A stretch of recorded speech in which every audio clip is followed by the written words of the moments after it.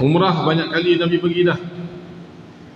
Haji sebelum Nabi hijrah ke Madinah, musim-musim haji itu Nabi SAW pergi ke Arafah Mina bukan untuk laksanakan haji. Pada ketika itu belum lagi ada hukum haji, wajib haji.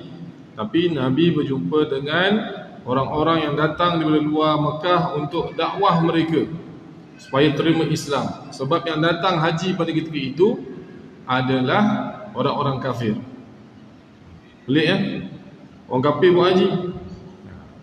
Ketika itu tuan-tuan dan puan sekalian, orang-orang kafir dari kalangan orang Arab, mereka ini tahu bahawa dahulu nenek moyang mereka datang ke Mekah pada musim-musim tertentu, pada tarikh-tarikh tertentu untuk melaksanakan perkara-perkara tertentu. Maka telah menjadi adat pada mereka. Bukan menjadi ibadat dah, menjadi adat.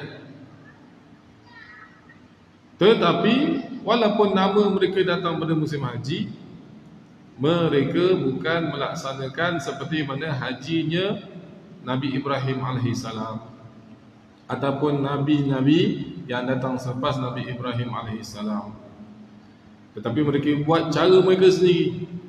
Contoh, mereka tawaf keliling Kaabah.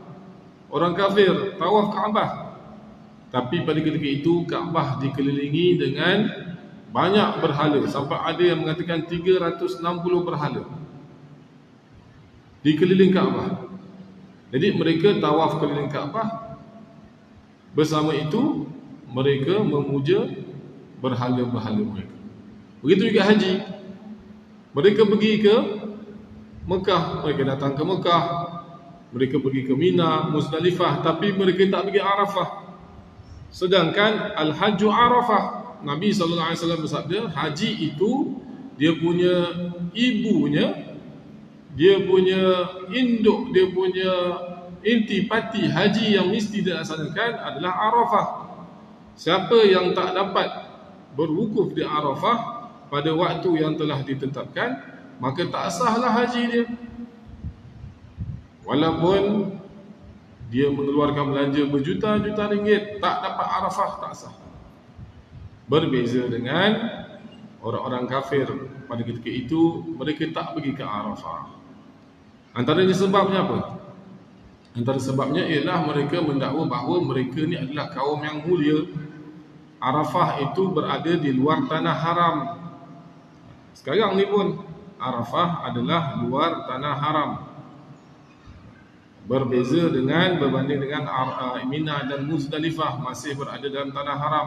Jadi mereka kata, kami ini adalah kaum yang mulia, tidak layak untuk kami beribadat di luar tanah haram. Maka mereka pun tak pergi Arafah, buat ibadat ikut fahaman sendiri. Ini satu kesalahan besar yang telah mereka lakukan, buat ibadat ikut kefahaman mereka sendiri.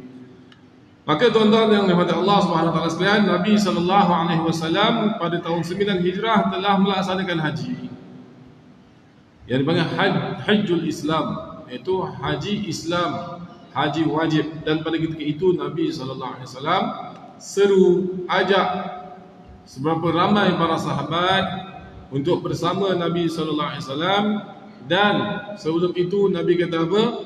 Khudhu anni manasikakum. Nabi SAW ingatkan para sahabat supaya perhatikan betul-betul haji aku ni, dan ambil, kemudian ajarlah kepada orang yang datang selepas kamu. Khudhu anni manasikakum, ambillah haji yang sebenar-benarnya daripada perbuatan aku ini. Maka ramailah para sahabat, di samping mereka melaksanakan haji, mereka tengok betul-betul perbuatan Nabi daripada mula perjalanan di Madinah hinggalah selesai haji. Dan itulah yang telah diriwayatkan dalam kitab-kitab hadis dan kemudian disyarahkan dalam kitab-kitab fiqh hinggalah ke hari ini. Alhamdulillah kita di Malaysia ni, kita ada satu badan yang sangat tersusun, dipanggil tabung haji. Satu badan yang mengurus haji dan diiktiraf oleh satu dunia. Kerajaan Arab Saudi sendiri, mereka sangat-sangat kagum dengan pengurusan tabung haji. Satu-satunya badan yang mengurus sejak sekian lama dan tersusun. Alhamdulillah, masalah yang sangat minima berbanding dengan negara-negara yang lain. Pengurusan dari sudut kesihatan, kita bawa doktor daripada sini, bawa orang yang jaga duit bank daripada sini, jaga kira-kira duit, bawa ustaz-ustaz, bawa macam-macam. Bahkan sekarang ni dibawa pula pakar-pakar jiwa. Kadang-kadang kat sana ada orang stres, pakar jiwa, ustaz, perawat ruqyah pun dibawa. Dalam maktab-maktab, beberapa maktab, adalah seorang ustaz yang memang tugas dia untuk ruqyah, untuk rawat secara Islam, dan juga pakar jiwa dan sebagainya. Saya ada beberapa kali ikut kursus tauliah untuk tabung haji ini. Didedahkan macam perkara, rupanya Masya Allah. Dan Alhamdulillah, banyak negara-negara yang datang ke Malaysia untuk belajar cara pengurusan. Mesir contohnya, hantar wakil-wakil untuk belajar cara pengurusan. Dan Alhamdulillah, sekarang lebih teratur cara mereka. Dan itulah yang sepatutnya berlaku, iaitu ibadat diurus dengan cara yang lebih baik lagi. Dan untuk pengurusan tersebutlah kerajaan Arab Saudi sekarang ni banyak mengetatkan syarat-syarat tertentu. Hingga orang Arab Saudi pun sekarang ni nak pergi haji susah. Sebab syarat-syarat yang diletakkan tu untuk memastikan haji lebih tersusun. Sekarang ni pun kalau kita masuk Masjidil Haram, lebih tersusun daripada sebelum ni. Kalau kita tengok TV Masjidil Haram tu, dah lebih cantik susunan. Orang tawafnya, orang solatnya semua dah putih dah. Sebab tak boleh masuk Masjidil Haram di kawasan tawaf tu kecuali pakai kain ihram ataupun orang yang buat tawaf umrah. Jadi lebih tersusun. Disebabkan zaman Covid hari itu, kena ada aplikasi untuk digunakan masuk masjid dan sebagainya. Walaupun sekarang dah tak digunakan sangat, tapi makin lama makin tersusun. Contohnya masuk Raudah. Masuk Raudah dulu berebut kan, siapa pernah zaman masuk Raudah berebut dulu, lari dah macam marathon punya lari dah, berebut dia macam mana. Sekarang ni Masya Allah tersusun. Walaupun tunggu lama sikit, walaupun nak kena guna aplikasi nusuk dan sebagainya, tapi lebih tersusun. Tak apalah, yang penting ibadat kita lebih selesa. Ada dia punya baik dan buruk dia. Dan tuan-tuan mohon Allah sekalian, saya rasa terpanggil juga untuk menyentuh satu perkara yang bagi saya agak penting. Dah masuk musim haji ni. Yang pertama sekali, sesiapa yang belum pernah pergi haji dan belum mendaftar pun, tolonglah daftar nama dengan tabung haji. Walaupun belum cukup duit. Kan haji ni tuan-tuan sekalian, dia adalah rukun Islam kita. Kalau kita niat pun tak pasang lagi, niat nak pasang haji itu dibuktikan dengan daftar nama tabung haji. Jangan kata tak apa, nanti saya ada duit, saya nak ikut package yang 60,000 punya, 70. Bila? Tak tahu lagi. Berapa ramai orang kaya saya jumpa tak daftar lagi di tabung haji dengan alasan kalau nak pergi ikut package dan sebagainya, akhirnya meninggal belum sempat buat haji. Kalau dah daftar tu, adalah juga dia punya hukum dia tu, dia dah pasang niat, dah buktikan bahawa dia nak laksanakan haji. Kadang-kadang kenapa belum pergi haji padahal duit banyak? Dia kata nantilah. Bahaya. Walaupun dalam mazhab Syafi'i, haji ni hukum dia yajuz ala tarakhi, iaitu boleh kita menangguhkan. Katakanlah tahun ni kita dapat KWSP 100,000. Mazhab lain kata wajib tahun ni juga pergi haji, tak kira lah apa cara pun, bayarlah package mahal pun. Mazhab Syafi'i kata boleh ditangguhkan, tapi syarat dia apa? Syarat dia ialah dia pasti bahawa tahun-tahun akan datang dia masih mampu. Maksudnya dalam kiraan duit dia tu, insya-Allah duit tu tak habis. Dalam keadaan sihat itu, insya-Allah. Tapi kita boleh pasti ke yang kita akan sihat dan duit kita masih akan ada? Oleh kerana itu, nak tak nak usaha juga secepat mungkin Kita boleh tambah rumah, boleh beli rumah baru, boleh beli kereta baru, tapi haji tak pergi lagi. Nabi SAW, ada orang kata Nabi pergi haji lambat-lambat. Tapi Nabi pergi haji selepas memastikan Mekah itu sempurna, suci daripada berhala-berhala tadi. Barulah Nabi buat haji. Bukannya sengaja Nabi tak buat haji cepat-cepat tu kerana Nabi malas dan sebagainya, bukan. Kita kenapa lambat pergi haji? Jadi tolong cepatkan, laksanakan daftar dengan tabung haji. Tak kira lah dapat resit tu dia kata tahun 2000, 1000, 2100, tak apalah, yang penting kita dah buktikan dengan Allah, saya dah daftar, bila-bila panggil buat rayuan saya akan pergi. Itu yang pertama saya nak ingatkan berkaitan dengan haji. Tajuk kita kebetulan ada tersentuh haji dan sekarang pun kita musim haji ni. Dan yang kedua, tuan-tuan puan sekalian, sekarang ni banyak orang kempen haji badal. Saya sendiri, saya rasa dalam tempoh sebulan 2 ni tak kurang daripada 50 orang dah. Itu saya tak pernah iklan pun haji badal. Tak pernah pun saya beritahu saya buat kan. Itu pun berpuluh orang mesej, apatah lagi orang yang iklankan. Minta maaf lah kalau sini ada siapa-siapa ejen-ejen haji badal, minta maaf. Saya terpanggil untuk beritahu betul. Sekarang ni tuan-tuan puan sekalian, saya boleh katalah jangan dulu beri pada sesiapa pun haji badal. Jangan beri pada siapa dulu untuk haji badal.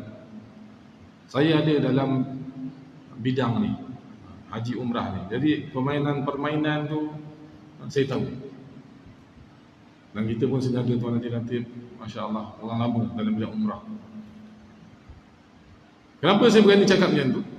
Yang pertama sekali, seperti mana saya sebut tadi, Arab Saudi dah ketatkan undang-undang nak masuk haji tu, nak masuk ke Arafah Mina tu. Permit masuk ke Arafah Mina saja dah RM5,000. Untuk buat haji, permit untuk pergi Mekah Arafah Mina tu saja, permit itu je dah RM5,000 paling murah. Macam mana ada orang iklan haji badal dengan 2,000, dengan 1,800, tak masuk akal. Mungkin ada, tapi kalau jenis seorang 2 orang, memang dia ada saudara mara kat Mekah, dia kerja dengan tabung haji, dia masuk, itu mungkin. Tapi kalau sampai pasang iklan kat masjid-masjid, kat internet, kat apa, sebarkan iklan, kita boleh uruskan haji badal dengan harga 2,000, 1,800, 2,500, sebenarnya sangat-sangat tak masuk akal. Jadi kita nak buat ibadat ni biar yang jelas. Satu lagi bukti kenapa saya berani cakap macam ni, walaupun mungkin nanti ada orang tak suka, khususnya ejen-ejen haji badal. Buktinya tabung haji, satu badan yang besar uruskan haji sendiri pun tak ambil haji badal dah 3 tahun dah. Tahun ni pun tak dia ambil. Tabung haji yang sepatutnya dia ramai pekerja-pekerja dia boleh buatkan haji pun dah tak boleh dah. Dulu tabung haji dia beri haji badal ni antaranya pada petugas-petugas mereka, yang doktornya, yang macam-macam yang ikut tu, ustaz-ustaz dan sebagainya. Jadi mereka 8 hari bulan Zulhijjah tu mereka pun pakailah kain ihram, buatlah haji sama-sama sambil jaga jemaah. Sekarang dah tak boleh macam tu. Datang bertugas saja. Baju doktor lah. Tak boleh untuk melaksanakan haji sampai tahap macam tu. Tabung haji satu badan yang terurus macam tu pun tak berani ambil. Padahal itu salah satu daripada pendapatan mereka juga. Sebab haji badal ni dia akan ambil lah sikit komisen, kan, mungkin RM50 dia akan ambil komisen. Itu pun dia tak buat. Sebab tabung haji ni atas amanah, dia melaksanakan haji badal tu, dia pun tak buat. Dan saya baru ni, saya pergi umrah yang bulan 3 hari tu, bulan 4 hari tu, Ramadan hari tu, saya pergi sendiri. Badan yang mengurus tabung haji secara resmi di Mekah, mereka sana ada NGO yang memang berlesen uruskan haji badal, mereka pun tak buat. Mereka pun tak terima. Itu orang NGO Mekah sendiri pun tak terima. Macam mana kita di Malaysia ni orang berani tampal di masjid-masjid, di pagar-pagar, di mana-mana, dan juga dapat WhatsApp lah, dapat iklan macam-macam.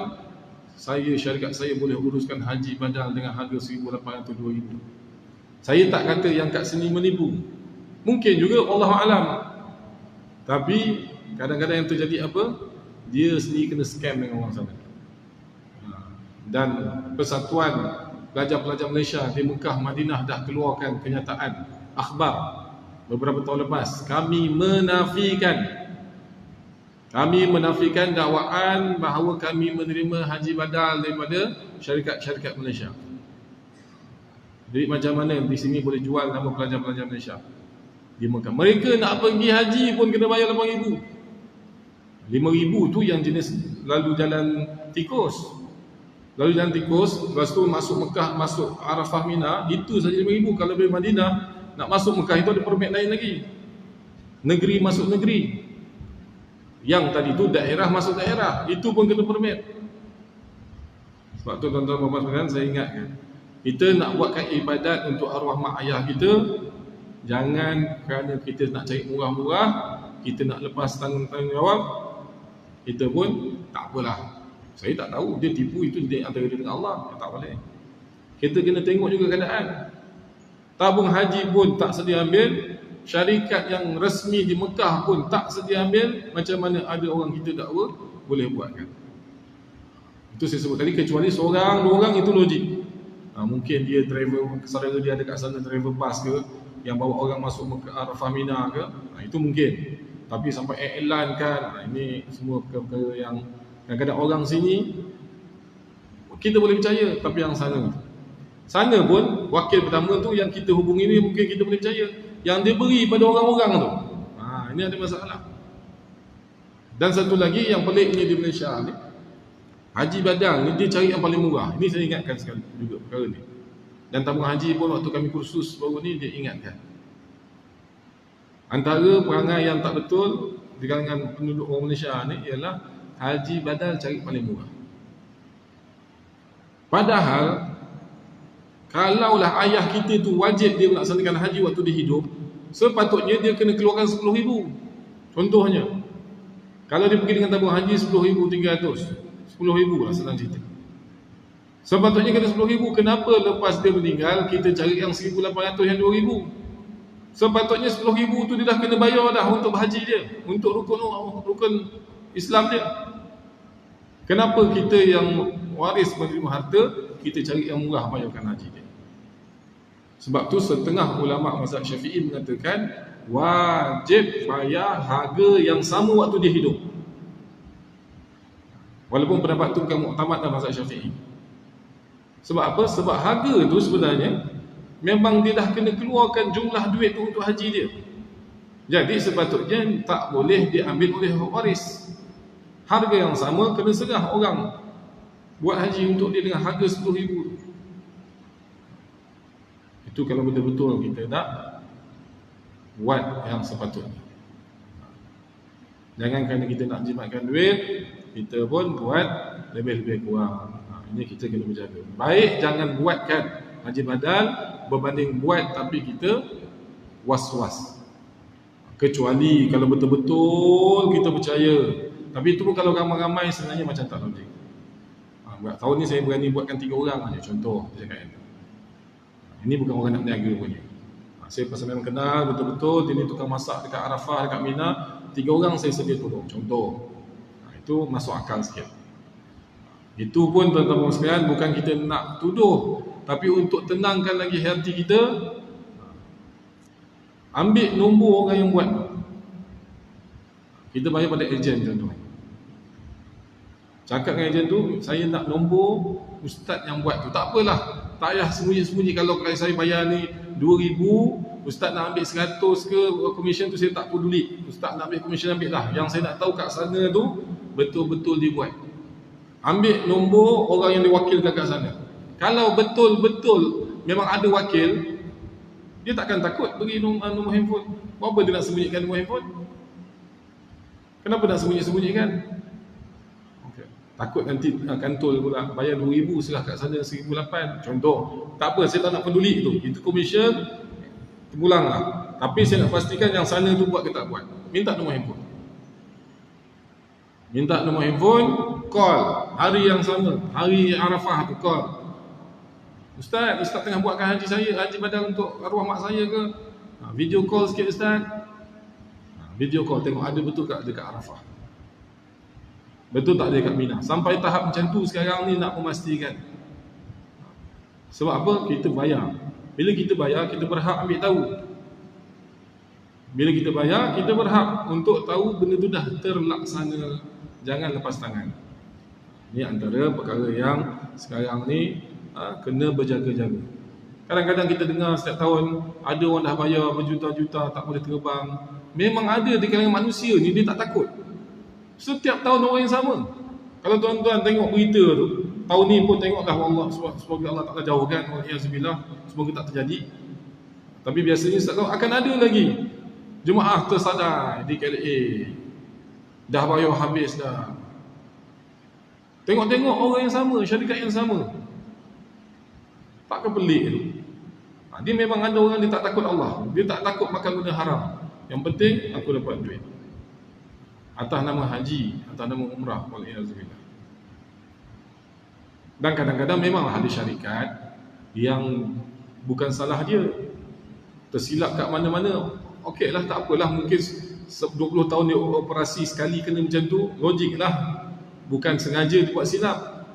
Tapi ada yang kadang-kadang haji ni orang yang sama, syarikat yang sama.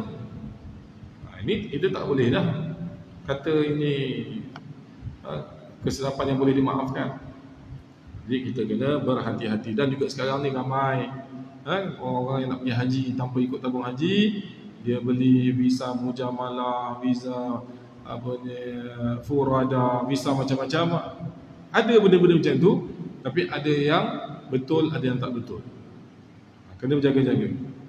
Pergi haji tanpa tabung haji, ada ramai orang buat, menggunakan beberapa jenis visa. Dia panggil visa mujamalah, visa furada, visa bisnes, macam-macam visa ada. Sampai sana dia orang buat haji. Memang betul ada yang boleh buat, tapi ramai juga ambil kesempatan untuk tipu. Dia kata dia boleh buat tapi tak boleh buat. Kena berjaga-jaga.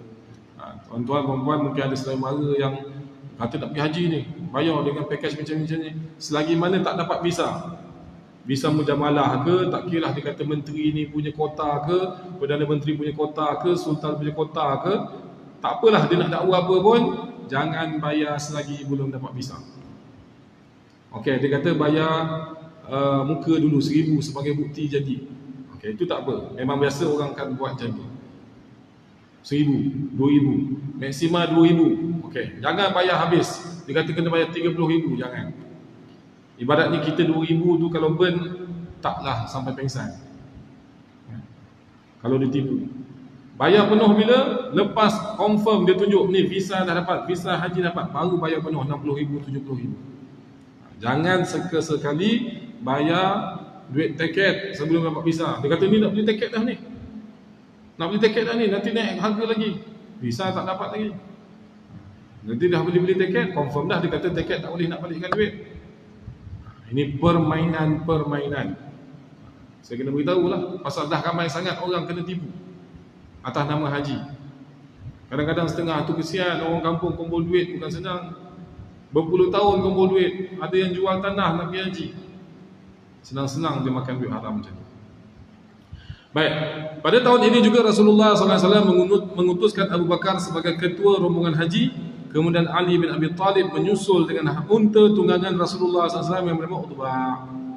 Jadi apa yang Nabi SAW aturkan, pergi haji Nabi SAW sebagai ketua rombongan, sebagai muallim yang besar.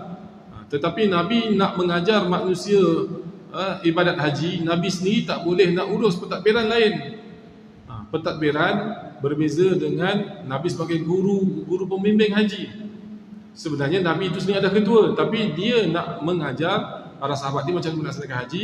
Dia tak bolehlah nak uruskan air, nak uruskan makanan. Yang dijadikan ketua rombongan adalah Abu Bakar As-Siddiq radhiyallahu anhu. Abu Bakar sebagai ketua. Kemudian Nabi SAW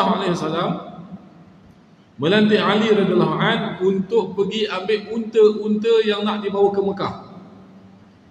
Unta-unta yang Nabi nak bawa ke Mekah untuk sembelih di Mekah sana. Berapa ekor unta Nabi SAW bawa? 100 ekor. Jangan main-main dengan Nabi sallallahu alaihi wasallam. 100 ekor, satu ekor unta sekarang ni yang murah-murah punya unta, bukan yang kira kualiti punya, bukan grade A punya. Yang murah punya unta pun dah 8,000, kita kira senang 10,000 lah. Itu yang biasa. Grade B punya.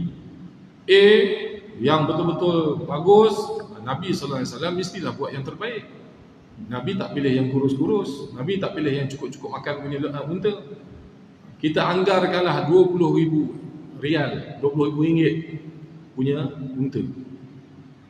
Darablah dengan 100 ekor. Itulah nilainya unta yang Nabi sallallahu alaihi wasallam bawa ke Mekah untuk disembelih. Dan bila dah sampai hari untuk sembelih unta itu, iaitu pada 10 Zulhijjah, hari raya haji, Nabi sallallahu alaihi wasallam sembelih sebanyak 63 ekor, yang lainnya Nabi sallallahu alaihi wasallam serahkan pada Ali radhiyallahu anhu untuk selesaikan penyembelihan. 63 ekor bersamaan juga dengan umur Nabi sallallahu alaihi wasallam 63 tahun. Dan Nabi sallallahu alaihi wasallam niatkan sembelihan korban itu adalah untuk umat dia sekaligus.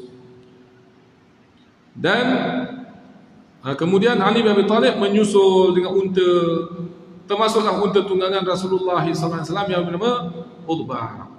Nabi sallallahu alaihi wasallam ni salah satu sunnah dia, kalau kita baca dalam kitab Syama'il Muhammadiyah, antara adab Nabi bersama makhluk, Nabi memberi nama setiap barang yang dia ada.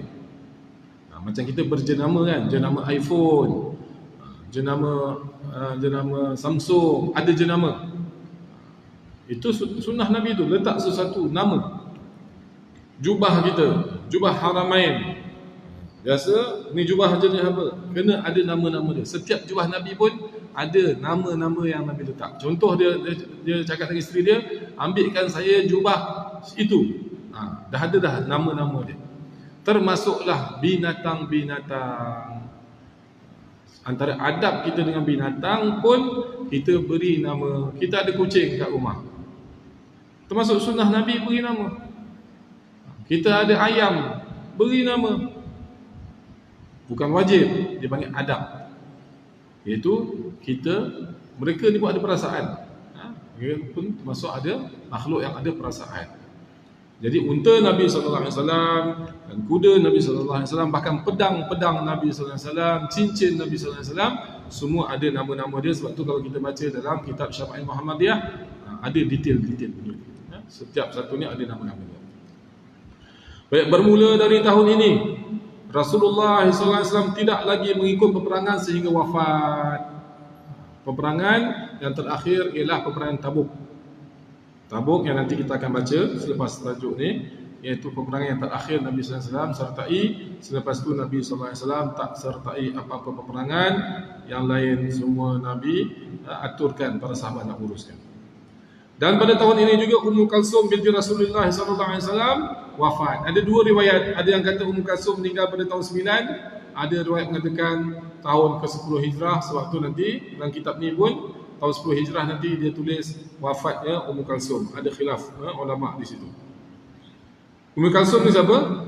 Anak Nabi sallallahu alaihi wasallam dan juga isteri kepada Uthman bin Affan radhiyallahu anhu. Uthman bin Affan mengahwini anak Nabi sallallahu alaihi wasallam dua orang. Seorang meninggal, Nabi sallallahu alaihi wasallam kahwinkan lagi dengan seorang, Ummu Kalsum, dan apabila meninggal lagi dah tak ada dah anak Nabi sallallahu alaihi wasallam yang belum kahwin. Nabi kata apa? Sekiranya aku ada lagi anak yang boleh dikahwinkan, aku akan kahwinkan dengan Uthman radhiyallahu anhu. Sebab tu Uthman dipanggil Dzunurain. Dzunurain tu maksudnya apa? Yang mempunyai dua cahaya yang hebat. Apa maksud cahaya di sini? Anak putri Nabi sallallahu alaihi wasallam iaitu Ruqayyah, kemudian selepas wafatnya Ruqayyah, Ummu Kalsum telah dikahwini dengan Uthman radhiyallahu anhu. Dan betapa sayangnya Nabi sallallahu alaihi wasallam dengan Uthman sampai Nabi kata, kalau aku ada anak perempuan lagi, aku akan kahwinkan dia dengan Uthman radhiyallahu anhu. Baik, pada tahun ini disebut Sanatul Wufud. Sanah Wufud ni kalau cerita panjang tuan-tuan. Sanah Wufud ni maksudnya ialah tahun perutusan. Yang kita baca surah Idza Jaa Nasrullahi wal Fath, ورأيت الناس يدخلون في دين الله أفواجا. Afwaja tu apa maksud afwaja? Afwaja maksudnya berbondong-bondong. Apabila telah sampai idza jaa nasrullah, bantuan Allah, pertolongan Allah, wal fath, dan kemenangan. Antara kemenangannya ialah Fathu Mekah yang kita dah baca sebelum ni, tahun 8 Hijrah. Apabila Allah Ta'ala dah buka kemenangan untuk Nabi SAW, yang mana sebelum tu ditindas dan sebagainya, bila sampai saja kemenangan dan berlakunya Fathu Mekah, wa ra'aitan nasa yadkhuluna fi dinillahi afwaja. Engkau akan melihat, wa ra'aitan nas, engkau akan melihat manusia ramai, yadkhuluna, mereka semua masuk, fi dinillah, dalam agama Allah, masuk agama Islam. Sikit-sikit, bukan afwaja, berbondong-bondong. Kalau sebelum tu masuk seorang datang masuk Islam, seorang datang masuk Islam, satu kabilah datang masuk Islam, satu keluarga. Tapi selepas Allah Subhanahu Wa Taala beri kemenangan yang nyata pada Nabi sallallahu alaihi wasallam, afwaja, berbondong-bondong, ibaratnya ombak. Fauj ni ombak. Afwaja, berombak-ombak. Kalau bahasa Arab, terjemahan harfiahnya berombak-ombak. Macam mana ombak? Ombak datang, vung, patah balik sikit, datang balik ramai, vung, macam tu ibaratnya. Datang bertali arus. Itu yang dipanggil sebagai sanatul wufud, iaitu tahun berutusan. Pada ketika itulah, tuan-tuan dan puan sekalian, orang-orang Arab yang mana sebelum tu memusuhi Nabi SAW datang serah diri. Satu kabilah, satu kampung, satu negeri. Walaupun begitu, inilah akhlak Nabi SAW. Nabi tak sombong. Bukan lepas menang tu para sahabat pun angkat Nabi, cempak-cempak Nabi ke atas dengan bangganya. Tak. Kerana Nabi bukan orang yang sombong. Selepas dilalui macam-macam ujian, siksaan daripada orang Arab, mereka masuk Islam, Nabi tak sombong dengan mereka. Mereka tak kata, sekarang kau baru nak masuk Islam, dulu sebelum ni tak ada. Tak ada. Begitu juga kita, jangan orang dah lama sombong dengan masjid, tiba-tiba datang masjid, kita jangan usik dia punya perasaan dia. Jangan kata, dulu waktu kau sihat, kau sombong datang masjid, sekarang dah sakit, kau dah susah, satu miskin, berapa kedana, dah bankrupt, baru kau datang masjid. Jangan. Itu bukan akhlak Nabi SAW. Syukur Nabi SAW lebih daripada itu lagi orang seksa dia macam-macam. Datang jumpa dia nak masuk Islam, Nabi terima dengan tawadhu. Kerana itu Allah Subhanahu Wa Taala ingatkan Nabi SAW, ra'aitan nas yadkhuluna fi dinillahi afwaja. Apa yang patut Nabi buat? Bukannya takabur, tapi fasabbih bihamdi rabbika wastaghfir. Apabila engkau melihat keadaan ini, wahai Muhammad, bertasbihlah engkau pada Allah. Subhanallah, subhanallah, Masya Allah, ramainya datang masuk Islam. Subhanallah, subhanallah. Puji Allah, bukan puji diri sendiri. Bukan kata, inilah hasil usaha aku selama ni, berbaloi aku selama ni usaha, orang masuk juga Islam. Tak. Nabi tetap puji Allah. Subhanallah, fasabbih bihamdi rabbika, bertasbihlah engkau dengan memuji Tuhan kau. Wastaghfir, dan beristighfarlah. Kena istighfar. Melihat hasil yang bagus, kena istighfar. Inilah usaha agama. Dia satu usaha yang perlukan sifat tawadhu, sifat merendah diri pada Allah Subhanahu Wa Taala. Azza.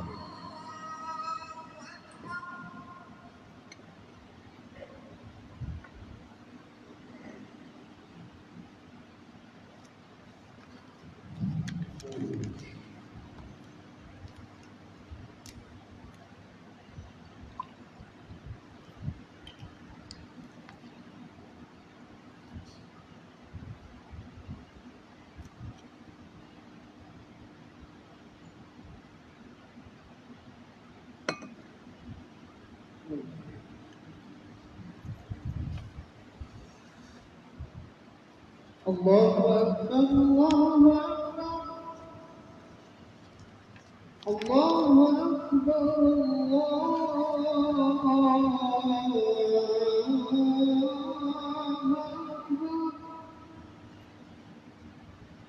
أشهد أن لا إله إلا الله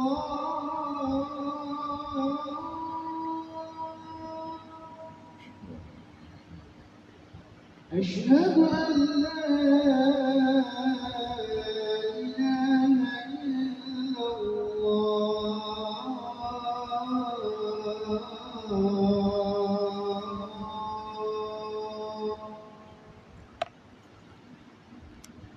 أشهد أن محمدا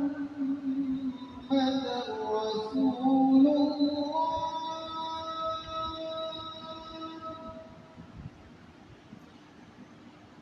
أشهد أن محمدا رسول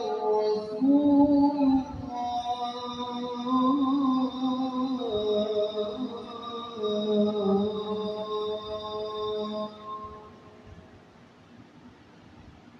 حي على الصلاة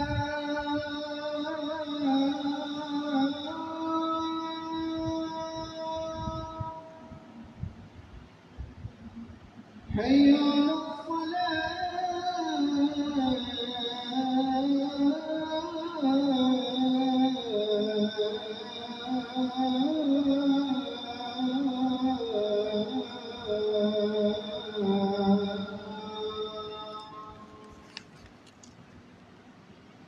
حي على الفلاح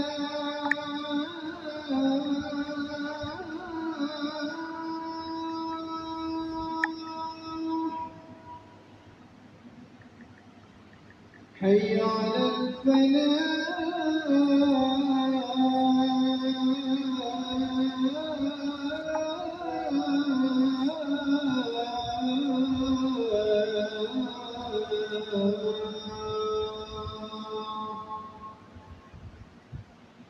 الله أكبر الله أكبر لا إله إلا الله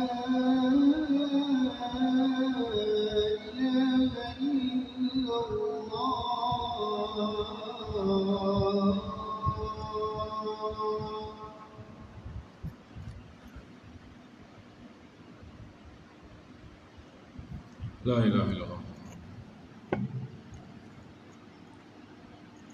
Tadi saya cerita haji ni, tengok masa. Adalah soalan orang tanya hukum akam ke apa. Ada satu soalan ni. Ada seorang ustaz ni cakap dia dapat kota haji daripada Muassasah Arab harga 35,000 sahaja. Boleh join ke? Ni yang saya sebut tadi. Tengok masuk akal ke tak masuk akal. Tiket aja dah berapa? Hotel dah berapa? Bayar 35,000 tu, confirm dapat? Okey, alhamdulillah. Tapi tengok, tunjuk dulu visa. Segala-galanya adalah visa. Sekarang ni, tanya Tuan Haji Latif kita. Untuk urus visa sahaja mujamalah yang memang sah daripada Arab Saudi, beli visa sahaja paling murah 25,000 RM. Visa sahaja. Ni macam mana harga haji package 35,000. Pasal tu saya kata berjaga-jaga. Sekarang ni bagusnya tak payah. Yang orang ramai-ramai tanya saya pasal haji badan tadi pun, semua saya kata minta maaf. Saya tak buat tahun ni dan saya nasihatkan macam mana saya nasihat tadi. Jangan buat dulu. Selagi mana tabung haji belum buka untuk haji badan, kita pun jangan cari orang buatkan haji badan. Dia punya kayu ukur dia tabung haji. Tabung haji berani buka bermakna sana mudahlah urusan. Tabung haji pun tak berani, kita jangan berani-berani. Baik, sikit lagi kita habiskan. Antara tahun ini disebut Sanah Al-Wufud, tahun perutusan, kerana lebih daripada 70 utusan datang. 70 utusan, bukan 70 orang. Satu utusan ni mewakili kabilah, mewakili kaum, mewakili negeri. 70 utusan datang ke Madinah menghadap Rasulullah SAW, menyatakan keislaman mereka. Di antaranya utusan dari penduduk Najran beragama Nasrani. Selepas sahaja peperangan Tabuk yang nanti kita akan baca minggu depan insya-Allah kalau ada kelas nanti, Rom, empire besar pada zaman itu, tidak mampu untuk mengalahkan umat Islam. Jadi negara-negara yang antara Madinah hingga ke Rom tu, mereka jadi takut dengan kerajaan Islam Madinah pada ketika itu. Termasuklah penduduk yang beragama Nasrani di Najran. Mereka sepenuhnya serah diri pada Nabi SAW dan beriman dengan agama Islam. Nanti insya-Allah minggu depan kalau ada rezeki kita akan detailkan sikit kisah-kisah utusan. Utusan kabilah Bani Tamim, ini termasuk Bani yang besar, kaum yang besar. Tapi ada orang Melayu yang faham Bani Tamim ni ialah orang Melayu. Kefahaman ini tak ada di kalangan orang Arab dulu. Mereka memang ada kabilah nama Bani Tamim. Kenapa orang Melayu kata mereka ni Bani Tamim? Tamim, tanah, mim Melayu, tanah Melayu. Memanglah kita ni orang Tamim juga, Bani Tamim, tanah Melayu. Tapi yang dimaksudkan dalam sirah-sirah Nabi SAW, Bani Tamim jangan kita kelirukan. Ada setengah-setengah ustaz, dia menceritakan tentang Imam Mahdi ni akan keluar daripada Bani Tamim. Memang hadis kata di kalangan Bani Tamim. Ada di kalangan Bani Tamim ni yang akan ramai jadi pengikut Imam Mahdi, berjuang bersama Imam Mahdi. Ada setengah orang mendakwa mereka adalah orang-orang Melayu. Kita harapkan memanglah begitu orang Melayu di masa Imam Mahdi. Tetapi nak dakwa secara khusus yang Nabi maksudkan itu adalah orang tanah Melayu, bukan itu maksudnya. Setiap hadis tu perlu difahami mengikut apa yang sahabat-sahabat faham. Kalau betul kita nak jadi pengikut Imam Mahdi, betul kita kata kita mendakwa kita ni nak mengikut orang-orang yang memperjuangkan Islam, buktikanlah sekarang ni. Ni kalau seruan masjid dengan seruan K-pop, mana lebih penuh? Yang penuh hanya siapa? Tamim lah tadi tu. Orang Melayu juga yang penuhkan K-pop, orang Melayu juga yang penuhkan Blackpink dan sebagainya. Tiket beribu-ribu pun orang sangat beli. Yang haji tadi cari yang murah. Yang tiket Blackpink tadi RM3,000 pun beli. Untuk haji cari RM1,800. Nak korban cari kambing paling murah. Kadang-kadang kita malu dengan Bangla. Kita sebut Bangla. Satu penghinaan kadang-kadang perkataan Bangla ni. Tapi kita tahu tak, Bangladesh ni, orang Bangladesh walaupun yang kerja kilang, gaji 800-900 tu, kalau hari korban, dia orang buat korban. Kalau dia orang tak buat, dia orang tak buat. Kalau dia orang buat, dia orang buat macam mana? Pergi ke kandang kambing. Kadang-kadang kambing yang jual kambing, dia akan tanya toki kambing, mana kambing yang paling mahal? Mana kambing yang paling mahal? Itu yang dia beli sebab nak serah pada Allah ni. Korban kita nak serah pada Allah. Tak nak buat, tak payah buat. Nak buat, jangan cari yang murah. Nak buat, jangan cari yang murah. Sama ada cari yang paling mahal ataupun yang sesuai. Ini dibandingkan, masjid ni buat satu bahagian 800,500. Masjid sebelah 800. Nak ambil 800 lah. Tanyalah dulu 800,500 tu lembu macam mana? Mungkin lebih besar. Dia tengok harga, dia tak tengok lembu tu. Jangan macam tu, itu tak betul. Tak apa cari murah, tapi betul lembu tu besar. Kenapa cari sana murah? Sana murah tapi lembu lebih besar. Okey, tak apa. Tapi kalau semata-mata sana 800, ni 800 setengah, tak nak buat 800 setengah sebab harga murah sana, itu tak betul cara. Orang Bangla dia boleh datang, mana kambing paling mahal? Tokek kambing ni pun tengok ni Bangla ni. Inilah 1,000 paling mahal. Kita tak, saya nak lebih mahal lagi, yang gemuk lagi. Ya betul, tunjuk yang dua. Ni yang saya nak 2,000. Macam tu dah banyak kali terjadi. Kalau diorang nak buat korban, diorang akan buat macam tu. Jadi tuan-tuan memastikan kita nak sembelih korban ni, nak serah pada Allah. Sekarang ni nak raya korban. Masjid-masjid yang buat, jangan kita nak main harga. Tahun ni masjid lain mahal, kita buat murah, kita nak ambil lembu yang paling kecil. Jangan. Biarlah orang nak buat. Saya macam umrah sama juga. Saya letak umrah saya 1,950. Orang kata mahal, syarikat lain 8,000 je. Tak apalah, saya tahu apa yang saya sediakan dalam perkhidmatan umrah saya. Kenapa saya letak 1,900 tu? Saya tahu apa yang saya beri. Tak apalah, nak pergi yang 8,000, pergilah. Perkhidmatan yang berbeza. Sama juga, korban pun sama, haji pun sama. Jangan kita cari yang murah, cari yang berkualiti sebab itu kita nak serah pada Allah Subhanahu wa ta'ala. Buktikan Bani Tamim tadi. Melayu kau betul-betul nak dakwa pengikut Imam Mahdi, buktikan. Yang kita ni penuhkan masjid, penuhkan masjid-masjid ilmu, barulah boleh dakwa Bani Tamim ni yang dimasukkan ialah tanah Melayu. Utusan kabilah Bani Tamim, utusan Bani Hanifah, utusan Bani Thai dipimpin oleh Zaid al-Khail, utusan Bani Zabit dipimpin oleh Amr bin Ma'ad bin Ka'ab, utusan dari Yaman, utusan dari Bani Kindah, Bani Saqif dan lain-lain. InsyaAllah ada 2-3 kisah daripada utusan-utusan nanti kita akan kupas pada kelas akan datang insyaAllah. Apa yang baik dari Allah Ta'ala, apa yang tidak baik atas kelemahan dan kekurangan saya bismillahirrahmanirrahim. Alhamdulillahirrahmanirrahim. Wassalatu wassalamu ala sayyidil anbiya wal mursalin wa ala alihi wa sahbihi ajma'in. Rabbana ighfir lana wa liwalidina wa lil mu'minina yawma yaqumul hisab. Rabbi irham walidina kama rabbawna shighara. Rabbi ij'alna muqimina as-salati wa min dhurriyyatina rabbana wa taqabbal du'a. Rabbana atina fid dunya hasanatan wa fil akhirati hasanatan wa qina adzaban nar. Sallallahu ala sayyidina Muhammad wa ala alihi wa sahbihi wasallam. Subhana rabbika rabbil izzati amma yasifun wa salamun ala al mursalin. Alhamdulillah.